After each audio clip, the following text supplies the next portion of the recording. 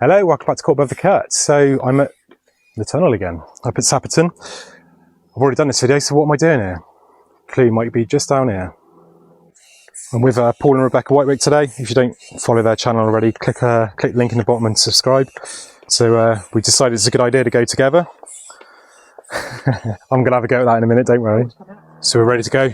We've got one boat, got one Paul, we've got one me, and we've got Rebecca here, just in case we die. You may remember last time I came down here, I crashed my drone into the tunnel, so we didn't really get a good look inside. So today, if you can see it, we're going up to the falls, which are just up there. Before we get too far into the video, just want to say thank you to the landlord and landlady at the Danesway, which is just up from the tunnel. They let us park in here when we do filming and stuff like that. They do great food here, drinks and stuff. There's a car park here, and it's got great access to quite a few little routes on the canal as well as other walking routes. So pop over, give them a try, and enjoy it for yourself. So we have no idea how deep the water is in here. It's a lot shallower than last time I came, but we do have some gates right here in the tunnel that we just want to get past. Hopefully then we can sail all the way up. Well, paddle all the way up. So we think we found a spot deep enough to float the boat. We're not that far in, to be honest. So I get some paddling done and get onto the top. You can already see on the sides there in a few places where there's slight little bulges, and you can see just it's sort of in front of Paul there where he's shining his GoPro. But there are sort of very small falls. Now, there's a number of falls in this tunnel. They started in about 1911 and eventually closed the tunnel in 1916 when it became impassable. So £200 from U-beam frame moment coming.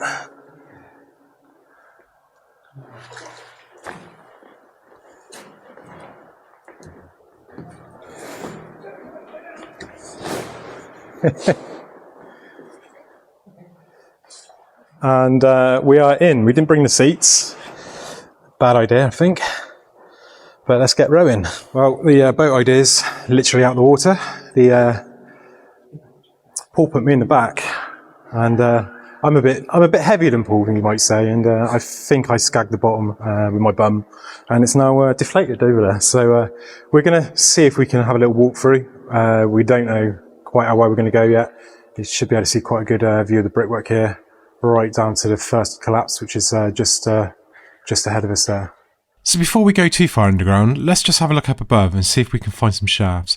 These are what they dug from and what they managed to pull air through. We've walked down from Sapperton now, down the lane. You pass a few coming down, there's clumps all the way. You've got sort of one big one there and another one just in front of us there. Just across the road we saw one on the way down, which we're going to try and look at later, which you can actually clearly see the fenced off area, so it might be our best chance of actually seeing a proper shaft. But we're off to the woods now to see what we can find. So we found the first spoil heap in the woods. Not one I knew about. We knew there was one roughly here from the line and the distance between them. We got quite a good indication where the actual shaft was because it's fenced off. They do this because it is literally a sheer drop. So yeah, you don't want to fall down.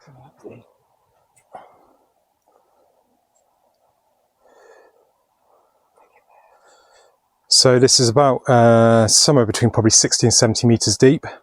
The deepest one was 69 meters, the shallowest was about 10. We're at the higher end here, so it's probably on the deeper part of that. So these old tunnels, it was in the early days of these massive tunnels. They never really brick lined them, so they were just dug into rock. They obviously did in places, but you don't see the brick lining like you do on a railway tunnel, which was a bit later on.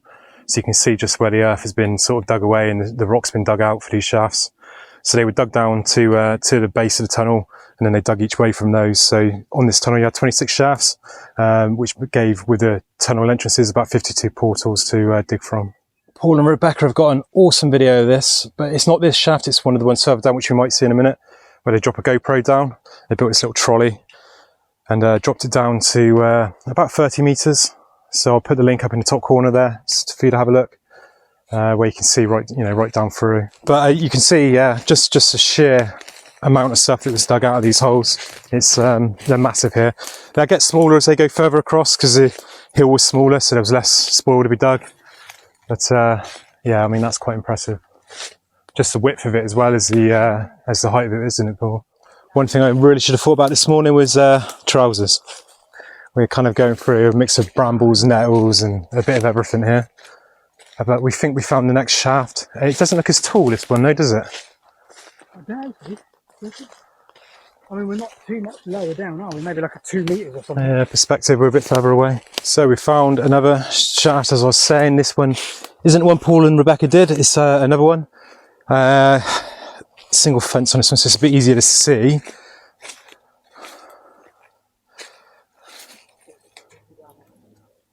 You've got the original planks there. Well, probably the original, they just covered them over years ago. Filled some, covered the rest.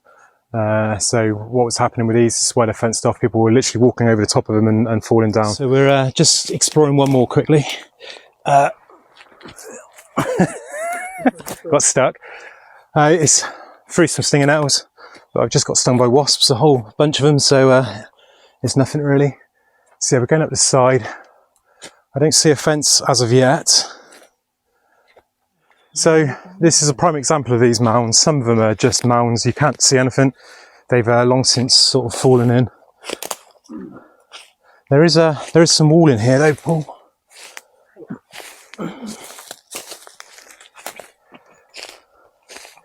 We're kind of at the edge of this mound. You can see that this one's very elongated, so it could be anywhere really. It depends where they dumped it. It's very tall over there, so it could have been that what was going to go there was put up there, or the farmers moved it. I think we might be somewhere close to where it is, but it is definitely full up, this one. Little thing we've noticed here, so I said it was maybe down there, but this wall actually curves.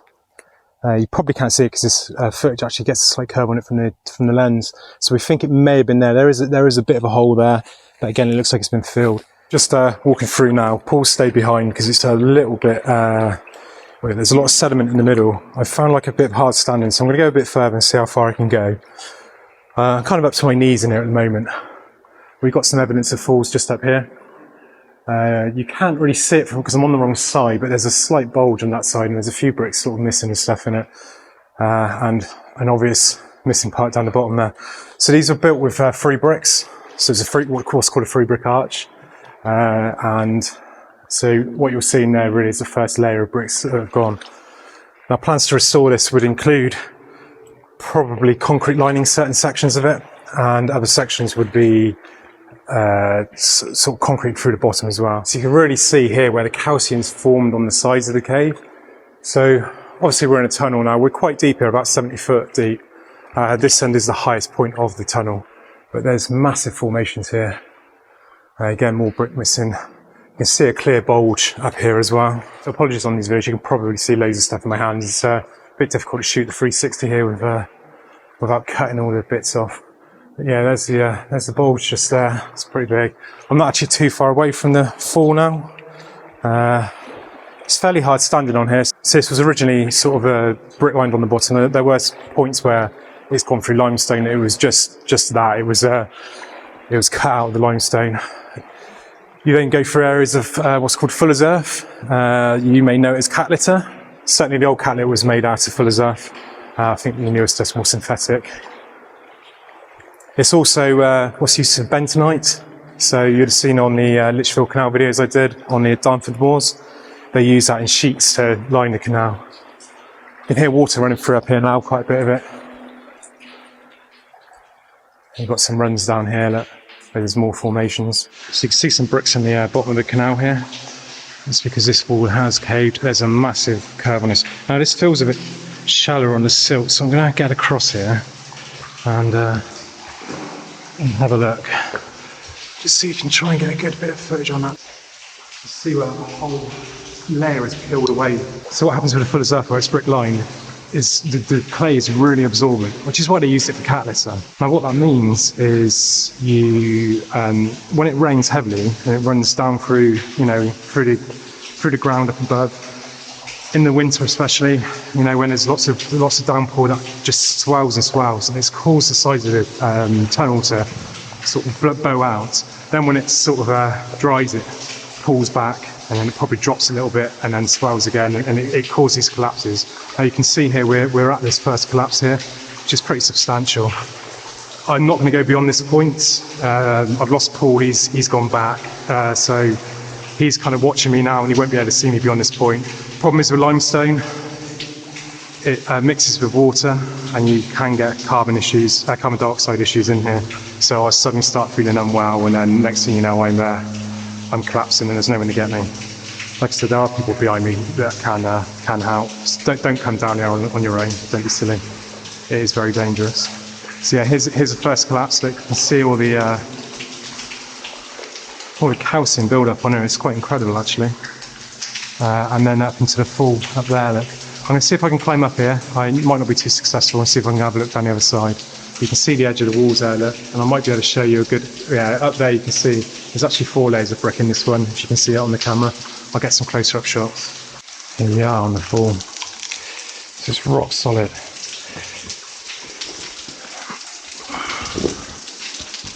Wow.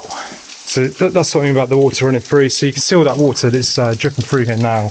It's literally come through the hill up above, and it's dropped all on here and caused this to calcify. And there we go, that's up above. Now, I don't believe this was a shaft. The shaft is a bit further on up there. You can see a small fall and then a total collapse. So I'm not going to go into that bit. You can see the walls are pretty bad through there as well. There's the tunnel. Look, there's the edges of the brick. You've got sort of 3 lines of brick there that sort of span the bridge.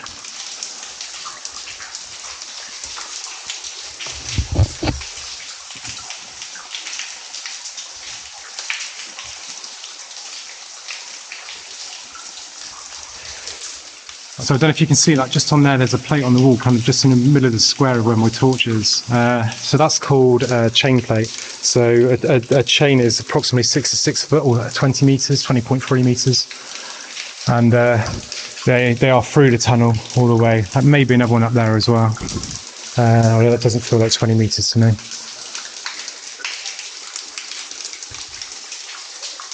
The bulges in the walls are quite apparent here, so it's going to be a massive undertaking for the trust to restore this tunnel. It's going to be the biggest job they're going to do by quite some way. There's some expensive bridges and locks on the way, but nothing compares to 2.25 miles of tunnel that needs to be relined and made safe, possibly the bottom layer sort of replacing. The tunnel itself, like I said, it's 2.25 miles long. It's 15.4 foot tall. It's 14.4 foot wide. It's an incredible piece of engineering. It was only the Stand Edge tunnel that surpassed it in length after this. There's possibly a third, I'm not too sure.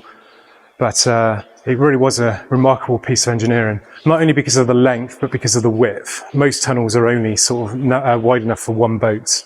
So you're talking like 8 foot wide tunnels rather than 15 foot wide tunnels. There was some debate at the time of construction whether they were going to build this out of a much smaller bore and then have sort of wharfs on each end of transshipment basins where you could put your goods on and then take them through the tunnel and then collect on the other end with the bigger Thames barges, the smaller Thames barges. But they decided eventually to do it. So construction started in 1783, was finished by April 1789. It opened, and they had some problems in the first year before collapses in the First World War made it impassable. You could pass through completely in I think it was about 1966. It was certainly in this sort of 60s era. But that collapse just ahead of where we were there was the final nail in the coffin for it, and now you can't get through at all. It's completely blocked there. Now you may not be able to see it, but there's a vast difference between me walking down and me walking back. So this water is very murky. So I tried to follow a path. I literally kept to the wall all the way up, just to know there was nothing bad sticking up out of the water. Nails on a bit of wood or something like that. It was going to go through my foot. So now I'm walking back. I cannot see a thing. I'm just sort of treading carefully as I go. So if you're going to, I don't suggest anyone does this, but if you do this, make sure you've got someone at the other end like we have, who can call the emergency services if anything happens. Make sure you know where you're going, you know what you're doing, and be very, very careful. One thing you can see on the sides here, hopefully you can see on the camera, is it actually kind of bows down towards the bottom. So it's what's called a horseshoe tunnel. So the actual sides of the tunnel come in at the bottom, and it helps to support the structure. they had issues, and I haven't seen any, but if you look in certain parts of the tunnel, there's sort of black circles, and that's basically where they put sort of wooden stanchions in to support the base and stop it from rising. So what's happening is it was kind of coming up to just a couple of foot in depth in places, so they had to stop that the base of the tunnel lifting up, and that again was due to the fuller's earth. So if you haven't seen Paul and Rebecca's video already, then please look in the description. It's there. I can guarantee it's better than mine. They do really fantastic videos. Their channel covers a bit of everything from sort of railways, canals, through to sort of stuff on the Romans and sort of history stuff. It's a very, very good channel. But thanks for watching. Please do click the like and subscribe, click the bell button, and I'll see you on the next one. Have a good day.